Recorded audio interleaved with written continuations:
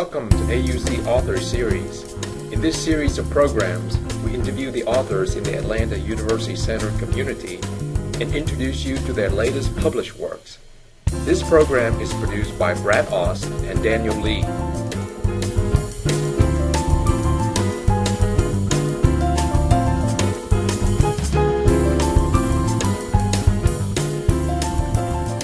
Today we're speaking with Dr. Randall C. Bailey. He's the Andrew W. Mellon Professor of Hebrew Bible at the Interdenominational Theological Center. He's the author of many books and articles. Several of his most recent books include being the editor and contributor to the Africana Bible, reading Israel's scriptures from Africa and the African diaspora, and as well, Yet with a Steady Beat, Contemporary U.S. Afrocentric Biblical Interpretation.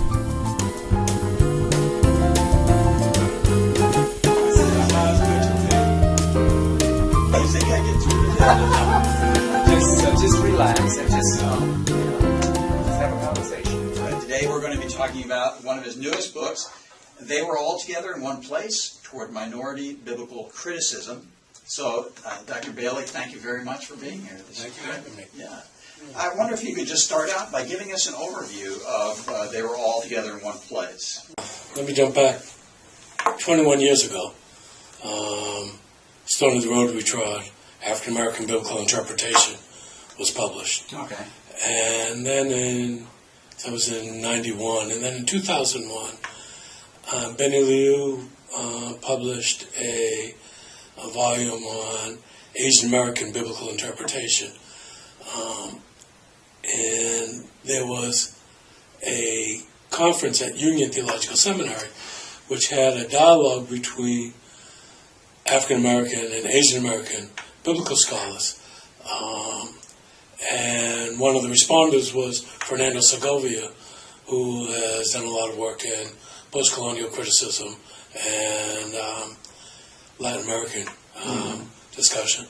And that conference was in 2001, and then in 2002, as part of a volume of Union Seminary Quarterly Review, the speakers who participated in the conference at Union, our papers were presented, and they were primarily autobiographical papers on how we got to the vocation of biblical scholar in terms of race, class, gender, and the like.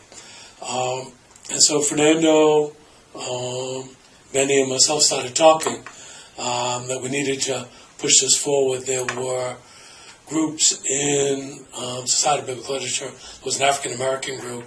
There was an Asian American group that was being formed. There was a Latina group that was in the consultation phases. And so we said it was time for us to start talking to each other and being in dialogue with each other. So the three of us wrote a grant that was funded by the Wabash Center on teaching biblical studies from racial ethnic perspective. And then when that got funded, we then started putting together the people that should be involved in it. Mm-hmm. And what we had were 4 people from each racial ethnic grouping. Right. 2 in Hebrew Bible, 2 in New Testament. 1 senior, 1 junior. 1 male, 1 female. Mm-hmm. To get it balanced. And the only place where the balance didn't come was in the Latino group, in that in Hebrew Bible at that point there were no Latinas with degrees in biblical studies. We have been critiqued because there were no Native First Nation people in the group, but the Academy hasn't given us the cadre of First Nation people with degrees in biblical studies. So we got our groups together and then chose 3 cultural critics outside of biblical studies, 1 from each group, who could give us feedback in terms of how our work was relating to the broader questions of cultural criticism. And we met for 2 years in Chicago for a week at a time in a consultation. We started with telling our own stories, which was always important for people to get a sense to say who they are, where they are grounded. Mm-hmm. And it was intriguing to see that for many of the senior scholars, this was going to be the first time that they had really used their own racial ethnic perspective to do exegetical work in the text. And for the most part, none of us had been allowed, with one exception, to actually do this in our graduate program. So we had all been developing different hermeneutical lenses. So we spent the first year talking about what we were doing, what we saw in terms of biblical studies, how we saw interrelationship with our own racial ethnic groups, and we read a couple of books on race and ethnicity, both in terms of general books on that. We looked at Skip Gates's Signifying Monkeys article in relationship to signification and various ways of looking at that. And then we wrote our articles. And the next year, we met and critiqued them. Mm-hmm. So it's similar to the process that was done with Study the Road we trod, in that it became helpful to not be writing in a vacuum, but also to be getting criticism from other people.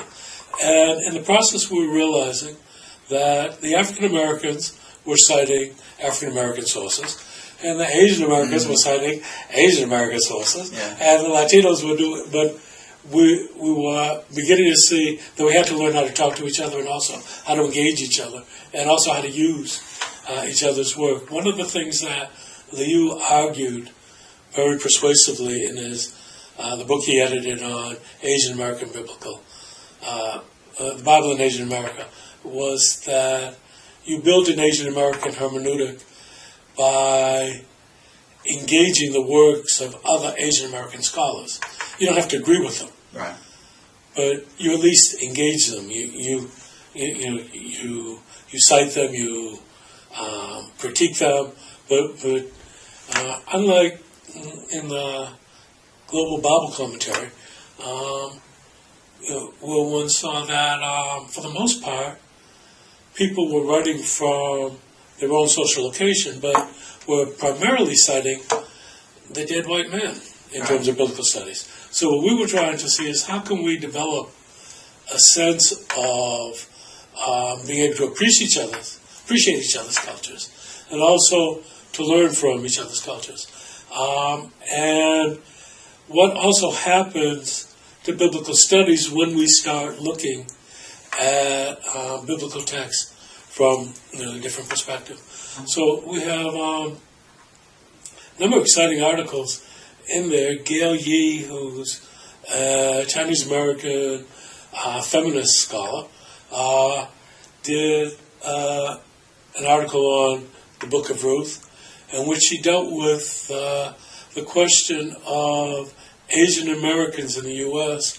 being used as either the model minority or the total other, and showed how those two factors play into what happens in the Book of Ruth, and how Ruth is either interpreted as the good Moabite who becomes a good Jewish girl who becomes model for that, but also a woman who is economically and sexually exploited both by Naomi and by Boaz.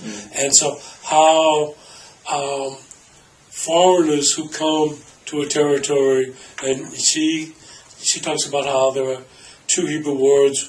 One is ger, which would suggest someone who has moved into a different geographical space, as opposed to the Nachri, who is the total foreigner. And that it's the second term that's used for Ruth. And even though she's the model one, because she pledges an oath to Naomi and has the baby, and she talks about how foreign women's bodies are used both now and evident, and how they've been used in biblical text. So this gave another way of opening up the book. Right.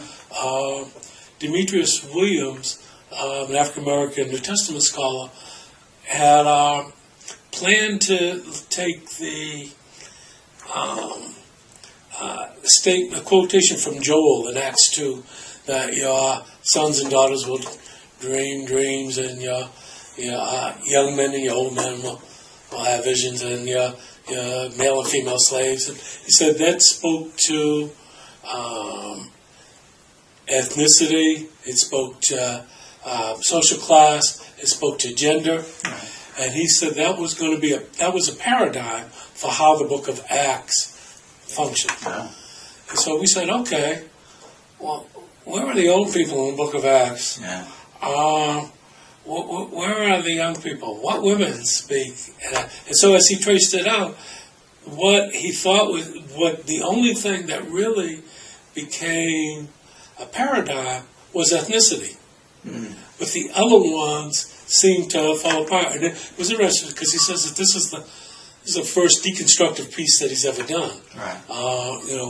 So it was good to engage in terms of those areas.